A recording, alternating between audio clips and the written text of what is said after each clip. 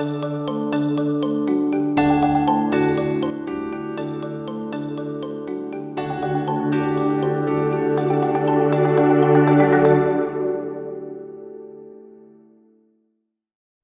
many of you here remember the ABC song? What about the tunes for the multiplication tables? Or even the cleanup song from Barney? All of these songs we learned at a young age, and they still stick with us today, even if we don't remember what our kindergarten classrooms look like. Their purpose being to help us learn these new things and begin our education. In preschool and younger elementary school, we learn through songs and rhythms, the songs I mentioned being a prime example of this. Music has a ton of benefits to the human brain and learning, including memorization and improved math skills.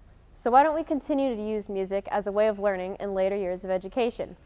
Is it because middle and high schoolers or even college students think they're too cool to listen to songs about the phases of mitosis or the first 25 presidents?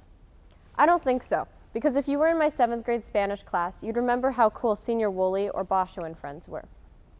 Is it because of this idea that older kids think they're too cool to learn via songs, which then discourages people from creating them in the first place? And while it's more common, even listening to background music has its benefits. I was listening to music while writing this. Music is fundamental to our core early education. It created our base for us to build our learning upon. Why is music so beneficial to how we learn? And why don't we continue to use it more as we get older, instead of less? And in the same way, how can we continue to incorporate music into education as students get older and sing-song ABCs isn't that captivating anymore? Well, to answer this, we have to understand how one learns in general and how music can help with that. Let's go over the effect music has on our brains. In education, someone's memory is a large indicator of their intellect, how much you can remember for the test, whether you actually retain that information after class is over, etc. Memorization is best achieved through repetition. The information you're taking in is transformed into electrical impulses that travel through the synapses in the brain's neurons. The more you repeat the information, the more likely it is that it'll stick in your brain, as you strengthen those connections between neurons. In order to do this, however, you have to have a high level of attention. But there's a difference between attention and concentration. Staring and concentrating on your page of notes for an hour isn't going to help you if you don't have any attention span to absorb it. When you're stressed, as the majority of high schoolers are, your brain is disconcerted and distracted, and it's more difficult to reach that level of attention needed. This is where music comes in. Depending on the kind of music, listening to it can not only decrease stress by not only boosting your attention, but also by boosting your mood, which makes you more likely to want to learn and absorb that information.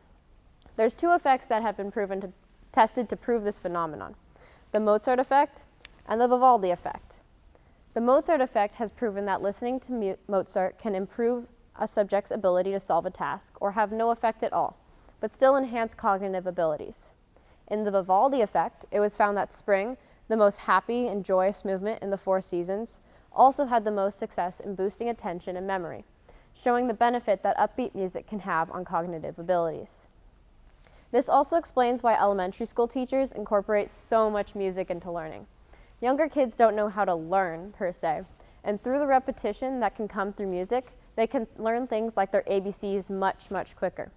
In addition, they get to listen to a fun, upbeat song that boosts their mood and creates a more fun atmosphere that makes them want to continue learning. So now that we have a base of how music benefits our learning, how can we incorporate music into certain subjects? Let's start with math. There is a well-known correlation between math and music. That's because music, fundamentally, is math, and physics, but that's a lot more complicated. Think about it.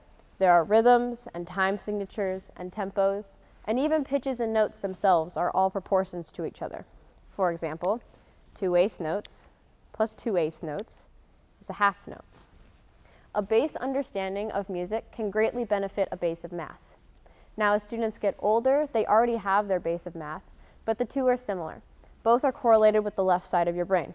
So while a student listens to music, they're working that side of the brain, and it could help them create more pathways and see patterns in more complicated math problems.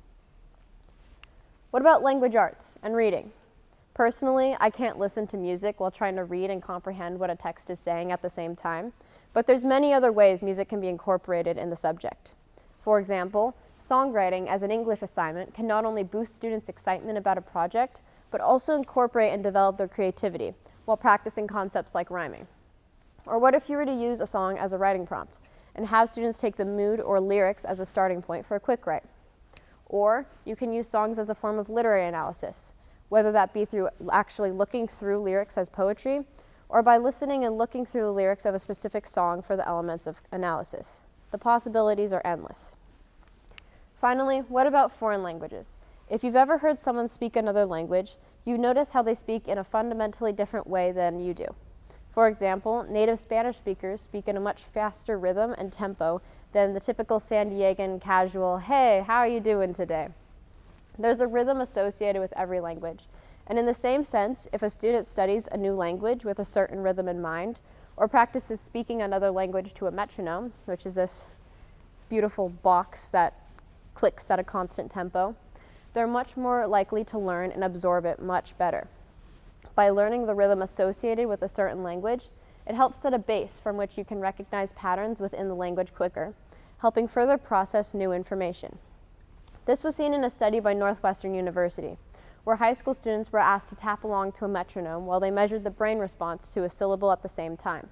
The results found that the more accurate the beat tapping was, the more consistent the syllable response was, showing consistency that's linked to improved language skills.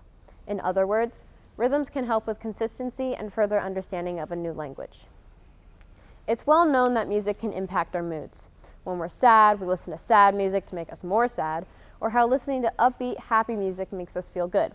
But needless to say, all kinds of music have different effects on us, and by incorporating it into an upper school setting, it can not only impact learning, but also help create a better atmosphere and build community through these connections.